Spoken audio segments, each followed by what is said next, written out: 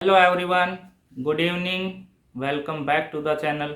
आप सभी का स्वागत है एक फ्रेश न्यू इन्फॉर्मेटिव व्लॉग में। इन्फॉर्मेटिव मैं इसलिए बोल रहा हूँ, पोर्ट ब्लेयर से रिलेटेड जो मेरा एक्सपीरियंस था वो आपके सामने शेयर करने वाला हूँ कि आप पोर्ट ब्लेयर जा रहे हैं तो कैसे पहुँचेंगे, वहाँ पर कहाँ रुकेंगे, खाने के क्या ऑप्शन होंगे आपके पास, कैसे आप घूम सकते हैं और कौन कौन सी चीज़ें हैं जो आपको देखनी चाहिए।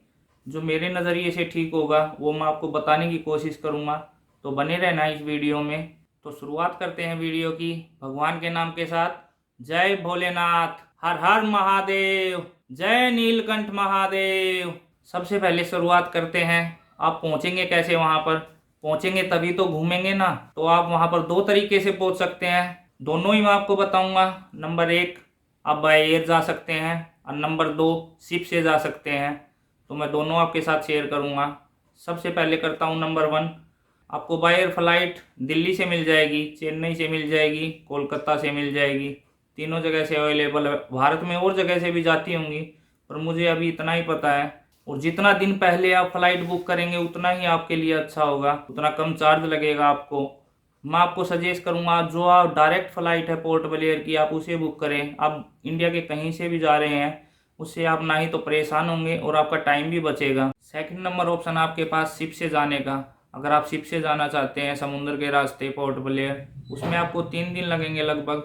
अगर आप टिकट बुक करना चाहते हैं तो गवर्नमेंट की साइट है dss.andaman.government.in, आप उससे अपनी शिप की टिकट बुक कर सकते हैं और समुद्र के रास्ते भी जा सकते हैं। पर उसमें एक थोड़ी प्रॉब्लम ये है, एक तो आपको टाइम ज़्यादा लगेगा और समुद्र में बीमार होने का भी डर बहुत ज़्यादा बना रहता है। जिसको आदत नहीं है वो वहाँ पर जाकर 2-3 दिन बड़ी मुश्किल से निकाल पाते हैं, क्योंकि मैंने बहुत सी व्लॉग देखे हैं। आप भी देख के जाना अगर आप जा रहे हैं तो। आप पोर्ट ब्लेयर पहुँच तो गए हैं, अब ये सोचेंगे हम रुकेंगे कहाँ, तो इसमें भी मैं आपकी हेल्प करने की कोशिश करता हूँ। ये है आदर्श भाई, जिनसे हमने पैकेज लिया था 24,000 रुपये एक फैमिली का, जिसमें इन्होंने हमें ब्रेकफास्ट दिया था, रूम दिया था और ट्रैवल करने के लिए व्हीकल वो भी इन्हीं का था। तो 24,000 रुपये में इन्होंने हमें ये 3 चीज़ें दी थी। और जो जब हम जरावा जनजाति देखने के लिए जा रहे थे तो आदर्श भाई ने हमारे साथ गाइड का भी काम किया। उन्होंने हमारे को जरावा जनजाति के हिस्ट्री के बारे में बहुत अच्छे से ब्रीफ किया था। अगर आप जरावा जनजाति की हिस्ट्री सुनना चाहते हैं तो आप मेरी सीरीज़ है पोर्ट ब्लेयर की, आप उस पर जाके देख सकते हैं। जो भी हमारी क्रूज़ की टिकट्स थी वो इन्होंने ही बुक कराई थी। अगर आप चाहें तो अपने आप ऑनलाइन भी बुक करा सकते हैं। मैं आगे आप जिन होटल्स में आदर्श भाई ने हमें रोका था, जहां पर हमारे रुकने की व्यवस्था की थी, जो पोर्ट ब्लेयर में होटल था हमारा नॉर्थ वे ग्रैंड, इसके कॉन्टैक्ट नंबर भी आपको स्क्रीन पर दिख रहे होंगे। आप इनसे कॉल करके डायरेक्ट बुक कर सकते हैं, बार्गेनिंग कर सकते हैं, ये आपको फ़ायदा हो जाएगा। ये सेकंड देखिए, जब हम पोर्ट ब्लेयर से नील आइलैंड गए थे पहले, ज़्यादातर हैवलॉक जाते हैं तो हम गए थे नील आइलैंड। और ये नील आइलैंड का रिजॉर्ट है, बहुत अच्छा रिजॉर्ट था, बहुत ही अच्छा लगा हमें। तो आप अगर आप यहाँ भी बुक करना अगर आप यहाँ बुक करना चाहते हैं तो ये आपके स्क्रीन पे नंबर है, आप इनसे बात करके यहाँ बुक कर सकते हैं और बार्गेनिंग कर सकते हैं। 2 से 2,500 रुपये बता रहे थे, हमने पूछा। ये रिजॉर्ट है हैवलॉक में, ये देखिए काठमांडू रिजॉर्ट, बहुत अच्छा रिजॉर्ट है। यहाँ पर आपको खाने की कोई प्रॉब्लम नहीं होने वाली, क्योंकि इन्होंने अपना स्पेशल किचन तैयार कर रखा है। स्पेशल शेफ़ है इनके पास। ताज पैलेस से भी यहाँ पर गेस्ट हैं जो खाना खाने के लिए आते हैं, तो आपको यहाँ खाने की कोई प्रॉब्लम नहीं है। अगर आप चाहें तो यहाँ भी डायरेक्ट बात करके अपना रूम पहले ही बुक करा सकते हैं। अंडमान पहुँच चुके हैं और होटल भी बुक कर लिया, और लंबे सफ़र के बाद अब आपको जोरों की भूख लगी होगी, तो मैं आपको खाने के ऑप्शन बताता हूँ। आपको खाने की कोई प्रॉब्लम नहीं होने वाली है किसी प्रकार की। आप जैसा चाहे वो खाना आपको वहाँ पर मिलेगा, वेज चाहे नॉन वेज चाहे सी फूड चाहे, खाने में बहुत अच्छे ऑप्शन है यहाँ पर। जैसा आप चाहेंगे वो आप खाएंगे, कोई प्रॉब्लम और कहीं भी नहीं होने वाली है। आपका खाना पीना भी हो चुका है, पेट भर चुका है। और अब चलते हैं जिस काम के लिए हम पोर्ट ब्लेयर अंडमान आए हैं, घूमने के लिए। तो घूमने के लिए सबसे पहले आपको ज़रूरत पड़ेगी एक व्हीकल की। तो व्हीकल आप कौन सा चूज़ करें उसके बारे में मैं आपको थोड़ा गाइड करने की कोशिश करता हूँ। मान लीजिए आप 4-5 आदमी हैं, फैमिली के साथ आए हैं, तो आपको गाड़ी बुक करनी चाहिए। क्योंकि अगर आपने पैकेज नहीं लिया है तो आप कोई भी टूर एंड ट्रेवल्स वाले से मिल लीजिए डायरेक्ट जाके, या कोई टैक्सी स्टैंड होगा तो वहाँ से आप गाड़ी बुक कर सकते हैं घूमने के लिए। करूँगा अगर आप कपल हैं तो कपल को तो मैं यही सजेस्ट करूँगा कि आप स्कूटी हायर कीजिए वहाँ पे, जो सबसे सस्ता भी है और बेस्ट ऑप्शन है। आप कहीं भी कैसे भी अपनी मर्जी से घूम सकते हैं। स्कूटी से आपको कोई प्रॉब्लम नहीं होने वाली। स्कूटी लेते समय आप एक बार स्कूटी की अच्छे से वीडियो बना लें, क्योंकि वहाँ पर बहुत बार हमने सुना है इशू हो जाते हैं कि आप जैसे ही स्कूटी वापस देंगे तो वो आपको बोलेंगे कि आपने ये तोड़ दिया वो तोड़ दिया, आपको ज़्यादा चार्ज करने की कोशिश कर सकते हैं। तो आप पहले वीडियो बना लें उसकी। अदरवाइज स्कूटी बेस्ट ऑप्शन है वहाँ पर। बहुत अच्छा लगा था हमें स्कूटी लेकर। हमने लास्ट डे स्कूटी ली थी तो हमें तो बहुत अच्छा लगा हमारा एक्सपीरियंस। आप जैसा करना चाहें वैसा कर सकते हैं, टैक्सी बुक कीजिए या स्कूटी बुक कीजिए, वो तो आपके ऊपर है। इसके आगे अब मैं आपको ये बताऊंगा कि आप कितने दिन का प्लान करें, डे बाय डे आप कहाँ कहाँ घूम सकते हैं। अगर आपको वीडियो अच्छी लग रही हो तो प्लीज़ प्लीज़ लाइक करना और हमारे चैनल को सब्सक्राइब करके हमारे 1000 सब्सक्राइब पूरा करने में हमारी जल्दी से जल्दी मदद करें। Thank you for watching. अब मैं आपको बताता हूँ फर्स्ट डे आप कहाँ जा सकते हैं। स्टार्ट करते हैं। जब आप घर से निकल रहे हैं पोर्ट ब्लेयर के लिए तो कोशिश करें कि आपकी फ़्लाइट सुबह अर्ली मॉर्निंग ही पोर्ट ब्लेयर पहुंच जाए, ताकि आप एक दिन बचा सकें आपका। उस दिन आप थोड़ा टायर्ड महसूस कर सकते हैं पर आपका एक दिन अच्छे से बच जाएगा। और आप सुबह 10 साढ़े 10 बजे होटल से निकल जाइए घूमने के लिए। होटल से निकलने के बाद आप पहले जाइए फिश म्यूजियम देखने के लिए, जहाँ पर आपको मुश्किल से आधा घंटा लगेगा देखने में। बहुत अच्छा म्यूजियम है, हमें तो पर्सनली बहुत अच्छा लगा। तो मैं आपको भी सजेस्ट करूँगा आप वहाँ जाएँ। उससे वॉकिंग डिस्टेंस पर ही सेलुलर जेल है। आप मुश्किल से 10 मिनट लगेंगे आपको सेलुलर जेल पहुंचने के लिए। तो आप वहां से सेलुलर जेल एक्सप्लोर कर सकते हैं। आप सेलुलर जेल देखने के बाद जैसे ही बाहर निकलेंगे आप लंच करें, और लंच करने के बाद आप सीधा निकल जाए चिड़िया टापू की तरफ, क्योंकि वहां से चिड़िया टापू का डिस्टेंस थोड़ा ज़्यादा है। लगभग अभी मुझे एग्जैक्ट याद नहीं है कितना किलोमीटर था, तो आपको वहाँ पहुँचने में टाइम लगेगा। और 3 बजे से पहले कोशिश करें कि चिड़िया टापू पहुँच जाएँ।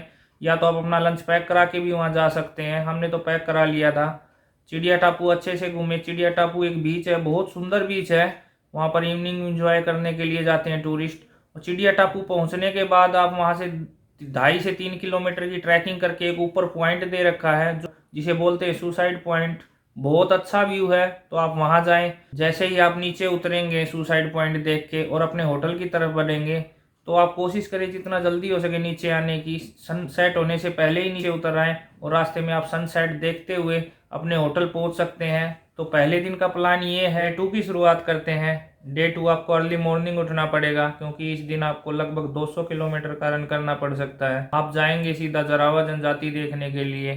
तो आप 50 किलोमीटर के बाद पहुंचेंगे जरावा जनजाति। उसके बाद 50 किलोमीटर डार्क फॉरेस्ट आएगा, जिसके अंदर वीडियोग्राफी और फोटोग्राफी बिल्कुल अलाउड नहीं है। आप डार्क फॉरेस्ट क्रॉस करने के बाद पहुंचेंगे मिडल स्टेट। मिडल स्टेट एक जगह का नाम है, वहां से शिप लेंगे और शिप लेके आप पहुंच जाएंगे जरावा। जरावा से आप स्पीड बोट लेंगे जिसका चार्ज 800 रुपये, और वो स्पीड बोट आपको लेके जाएगी ट्रैकिंग के पॉइंट पे। आप वहां से 2 से 2.5 किलोमीटर की ट्रैकिंग करके पहुंच जाएंगे सी केव। वहाँ अच्छे से सी केव देखें, बहुत अच्छा लगा था हमें। स्पेशली फर्स्ट टाइम देखा था लाइव केव्स कैसी होती हैं, तो आप भी ज़रूर देखने जाए। और इसी में आपका पूरा दिन निकल जाएगा, रात तक आप पहुँचेंगे वापस और डिनर करके सो जाएंगे। तो डे 2 में आप यही कर सकते हैं। डे 3 की शुरुआत करते हैं, और डे 3 की शुरुआत करते हैं स्पोर्ट्स कॉम्प्लेक्स से। आप डे 3 में सुबह जल्दी उठ के रेडी होके 9-10 बजे निकल जाइए स्पोर्ट्स कॉम्प्लेक्स के लिए। वहाँ पर आपको टिकट लेनी पड़ेगी रोस आइलैंड और नॉर्थ बे आइलैंड के लिए, जिसका चार्ज है लगभग 750 रुपये 800 रुपये। आपको सजेस्ट करूँगा कि आप होटल मरीना पार्क बीच के आसपास ही लें, क्योंकि वहीं पर सेलुलर जेल है और ये स्पोर्ट्स कॉम्प्लेक्स सब कुछ वहीं है। तो आप वहाँ पैदल भी घूमने का अच्छे से शाम को मज़ा ले सकते हैं। तो आप वहाँ पर जाकर अपनी टिकट लेंगे 750 रुपये की। वहाँ से आपको शिप नंबर दे दिया जाएगा। शिप में बैठ के आप जाएंगे रोज आइलैंड। रोज आइलैंड पे आपको मिलेंगे 1.5 घंटा घूमने के लिए। तो रोज आइलैंड में पहुँचने के बाद आप वहाँ पर रिक्शा ले सकते हैं, जिससे आप आसानी से घूम लेंगे। रोज आइलैंड में जाके आप डियर देख सकते हैं, वहाँ पे सबसे ज़्यादा आपको डियर देखने को मिलेंगे। उनके साथ अच्छी अच्छी पिक्स ले सकते। डियर्स देखने के बाद आप कुछ हिस्टोरिकल बिल्डिंग्स है वो देख सकते हैं। वहाँ पर एक पुरानी चर्च अंग्रेजों के टाइम की, और ज़्यादातर अंग्रेज वहाँ पर अपनी लग्जरी लाइफ जीने के लिए जाते थे। तो आप रोज आइलैंड घूमते घूमते एक लाइट हाउस भी देखेंगे, तो वहाँ भी देखने ज़रूर जाइएगा। लाइट हाउस देखने के बाद आप निकल जाएंगे नॉर्थ बे आइलैंड। नॉर्थ बे आइलैंड में एक ही पॉइंट है जो सबसे फेमस है, वो है वॉच टावर। तो वॉच टावर पे जाना बिल्कुल मत भूलना, वहाँ से आपको बहुत अच्छा व्यू दिखेगा। उसकी हाइट भी अच्छी है, थोड़ा सांस चढ़ेगा पर आप आसानी से चढ़ जाएंगे और बहुत अच्छा व्यू आता है वहाँ पर। तो वॉच टावर पे ज़रूर जाना आप। और रोज़ आइलैंड फेमस है अपनी वाटर एक्टिविटी के लिए। आप वहाँ पर कुछ भी चाहें तो वाटर एक्टिविटी कर सकते हैं। आपको स्कूबा डाइव करनी है तो आप हैवलॉक में ही करना, क्योंकि वहाँ पर चार्ज तो थोड़ा ज़्यादा लगता है, 4,500 रुपये, पर एक्सपीरियंस लाजवाब मिलता है। उस समुंदर के अंदर तक लेके जाते हैं। बहुत अच्छा एक्सपीरियंस था मेरा तो स्कूबा डाइव का। डे 4 की शुरुआत करते हैं, और शुरुआत करने से पहले मैं आपसे रिक्वेस्ट करूंगा जल्दी से जल्दी चैनल को सब्सक्राइब करना मत भूलें। डे 4 में आप अर्ली मॉर्निंग उठकर ब्रेकफास्ट करेंगे, और ब्रेकफास्ट करने के बाद आप निकल जाएंगे जट्टी की तरफ। जट्टी पर जाकर आप अपनी क्रूज़ बुक जट्टी पर पहुंचकर आप अपनी क्रूज़ लेंगे, जो भी आपने बुक की है, मैक क्रूज़ या ग्रीन ओशन। आप क्रूज़ में बैठेंगे और समुंदर को एंजॉय करते हुए आप पहुंच जाएंगे नील आइलैंड या हैवलॉक आइलैंड। हम नील आइलैंड गए थे तो आपको नील आइलैंड का बताता हूँ। नील आइलैंड पहुंचने के बाद आप अपनी टैक्सी लेंगे और सीधा पहुंच जाएंगे अपने रिजॉर्ट या होटल में।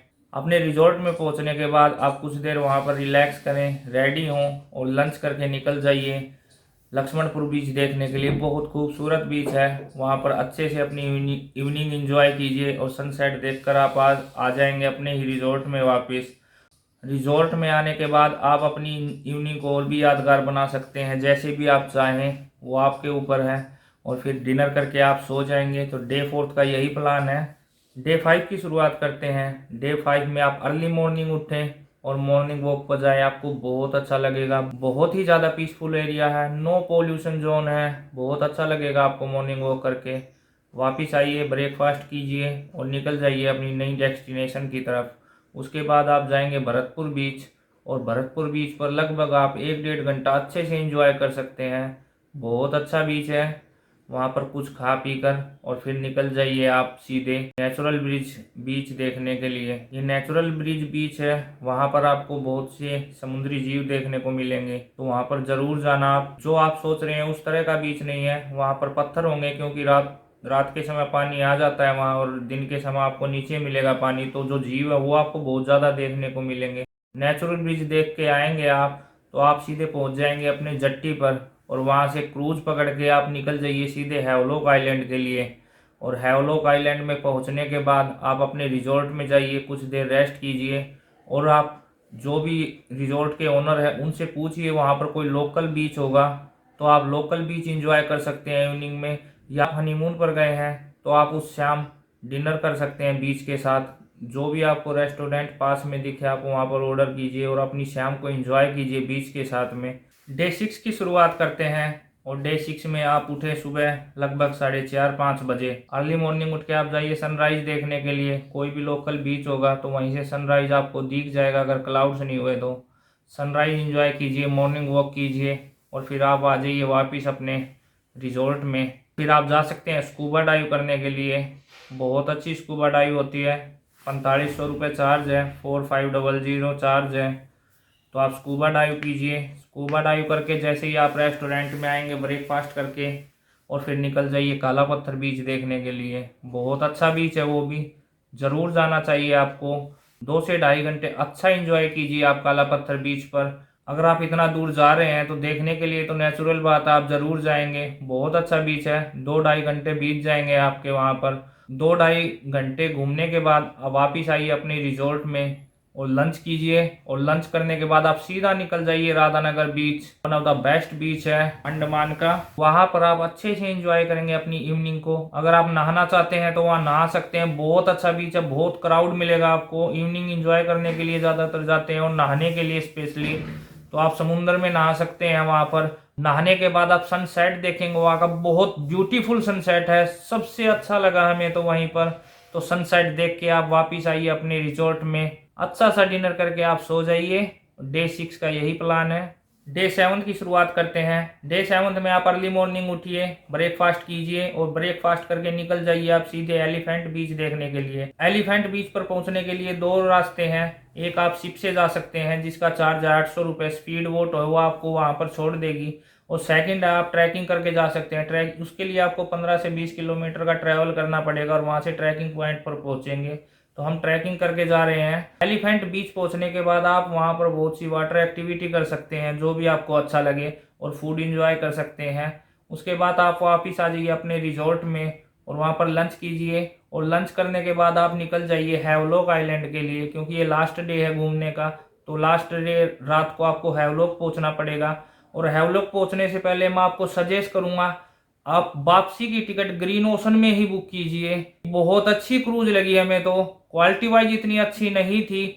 जैसे ही क्रूज चलना स्टार्ट होगी तो आपको ऊपर अलाउ कर देंगे, आप डेक में ऊपर जाइए और वहां पर डीजे भी लगाते हैं। आप अच्छे से एंजॉय करते हुए अपने सफर को पूरा करेंगे और अपने लास्ट डे को बड़ा खूबसूरत और यादगार बनाएंगे। लास्ट में मैं आपसे रिक्वेस्ट करूंगा, अगर आपको हमारी वीडियो अच्छी लगी हो तो प्लीज लाइक करना और प्लीज प्लीज हमारे चैनल को सब्सक्राइब करके हमारे सब 1000 सब्सक्राइबर पूरा करने में हमारी हेल्प करें। Thank you for watching. आपसे मिलेंगे नई ट्रिप में और नए जोश के साथ। जय हिंद, जय भारत, वंदे मातरम।